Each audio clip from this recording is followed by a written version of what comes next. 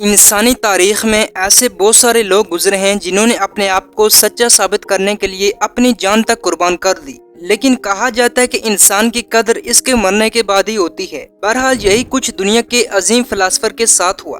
ناظرین، یہ عظیم فلاسفر کون تھا اور آخر کس وجہ سے اس کو زہر کا پیالہ پینا پڑا؟ یہ سب کچھ جاننے کے لیے آپ سے گزارش ہے، ویڈیو کو آخر تک دیکھیے۔ ناظرین، یہ تصویریں آپ نے کبھی نہ کبھی اپنی زندگی میں ضرور دیکھی ہوں گی۔ یہ تصویریں یونان، جسے گریس بھی کہا جاتا ہے، اس کی ہیں۔ یونان کی تہذیب کا شمار دنیا کی قدیم ترین تہذیبوں میں ہوتا ہے۔ حضرت عیسیٰ علیہ السلام سے قبل قدیم یونانی بت پرست تھے۔ دراصل وہ لوگ اپنے بادشاہ یا دیگر چیزوں کے بت بنا کر ان کی عبادت کیا کرتے تھے اور ان بتوں سے بڑی بڑی امیدیں رکھتے کہ یہ ہمارے ہر کام کرتے ہیں۔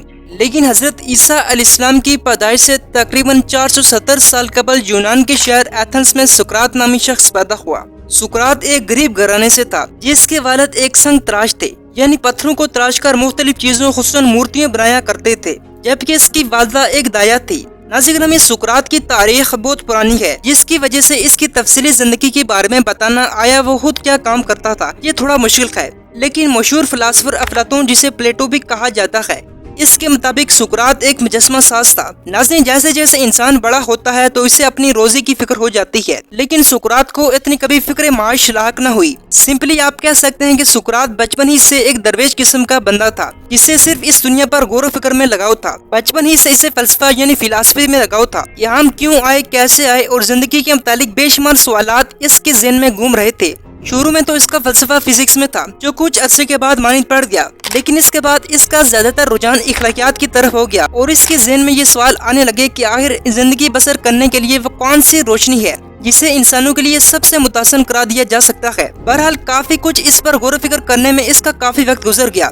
یہاں تک کہ تاریخ کے مطابق اس نے کافی لیٹ عمر میں اپنی شادی کی تھی۔ بہرحال وقت کے ساتھ ساتھ سقراط کی ساری ذہن کی الجھنیں اور نظریات سمجھ میں آنے لگے، یہاں تک کہ وہ بھی پہلے عام لوگوں کی طرح یہ سمجھتا تھا کہ ان پتھروں کے دیوتاؤں کو ہر چیز کا علم ہوتا ہے اور وہ ہماری رہنمائی کرتے ہیں۔ لیکن وقت کے ساتھ ساتھ سقراط کو ساری چیزیں کلیئر ہونے لگی اور وہ اس بات کو سمجھ گیا کہ یہ بت کچھ فائدہ نہیں دے سکتے۔ اس طرح اس نے اپنے بے شمار نظریات پیش کیے۔ مثال کے طور پر اس کا ماننا تھا کہ روح ایک حقیقی چیز ہے اور جسم سے جدا ہے۔ جسم کی موت روح کا خاتمہ نہیں بلکہ اس کی آزادی کی اقرار ہے، لہذا موت سے ڈرنا ایک حماقت ہے۔ اس کے علاوہ اس کا ماننا تھا کہ انسان کو انصاف و ظلم اور سچ و جھوٹ میں ہمیشہ تمیز رکھنی چاہیے۔ سقراط اس بات پر یقین رکھتا کہ سچا آدمی موت سے نہیں بلکہ بدعمالی سے گھبراتا ہے۔ اس طرح کے لاتعداد اس نے نظریات پیش کیے جو انسانی زندگی کو بہتر بنانے کے لیے بہت ہی ضروری تھے۔ ناظرین، جہالت کا دور ہونے کے باوجود سقراط کے نظریات اور سوچوں کی لوگ قدر کرتے، یہاں تک کہ لوگ بڑی تعداد میں اس کے دوست اور شاگرد بن گئے۔ ناظرین، اس وقت کے یونانی روایات میں خداؤں کا اکثر ذکر پایا جاتا ہے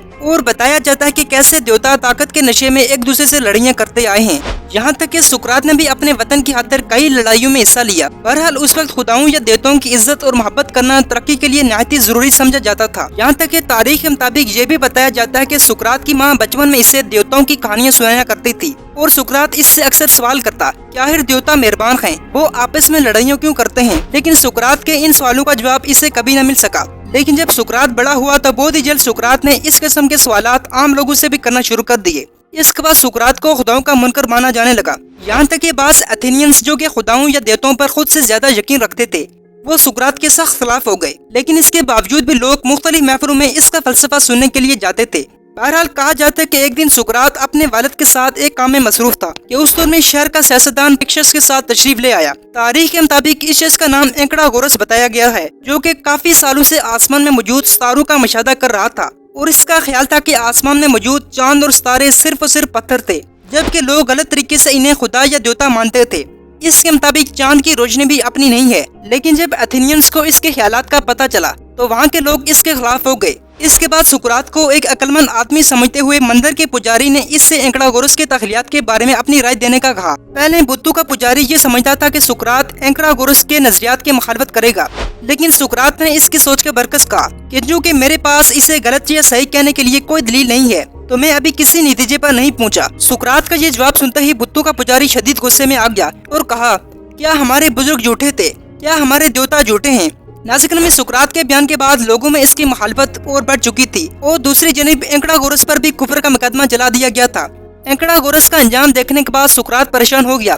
تاریخ کے مطابق اس دور میں سقراط کا ایک شاگرد کمانڈر ایلس ایک لڑائی میں ہار گیا और उस वक्त के एथेनियंस की दुश्मन रियासत स्पार्टा के साथ मिल गया। नाज़रीन में इस वाक़े के बाद सुकरात की शोहरत मजीद खराब हो गई। कमांडर एलिस को गद्दार कहा जाने लगा। दूसरी जानिब सुकरात के दुश्मनों ने ये सारी सूरत-ए-हाल का फायदा उठाते हुए सुकरात पर मुकदमा चलाने का फैसला किया और आखिरकार इसके खिलाफ एथेंस शहर में अदालत लगाई गई। नाज़रीन में एथेनियंस की ये जोड़ी तकरीबन 500 अफराद पर मुश्तमिल थी और पहले 3 घंटे सुकरात पर मुकदमा पेश किया गया कि इसने रियासत के मंजूर शुदा खुदाओं को मानने से इनकार कर दिया है, जिसकी वजह से देवता एथेंस की रियासत पर मेहरबान नहीं रहे और यही वजह है कि हमें जंग में नाकामी का सामना करना पड़ा है।